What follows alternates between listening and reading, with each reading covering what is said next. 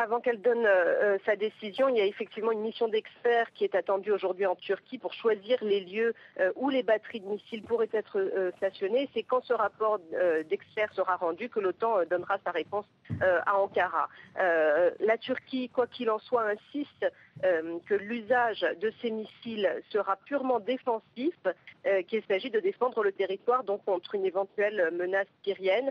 Et l'état-major turc, comme le gouvernement, ont répété que ces missiles patriotes anti-aériens et anti-missiles donc ne seraient absolument pas utilisés pour des opérations offensives, ni d'ailleurs pour créer une zone d'exclusion aérienne, alors que c'est une des demandes importantes de la rébellion syrienne. Et si la Turquie tente de rassurer à ce point, c'est que cette demande faite à l'OTAN la semaine dernière a provoqué la colère de la Syrie, mais aussi des alliés de la Syrie, c'est-à-dire de la Russie et de l'Iran.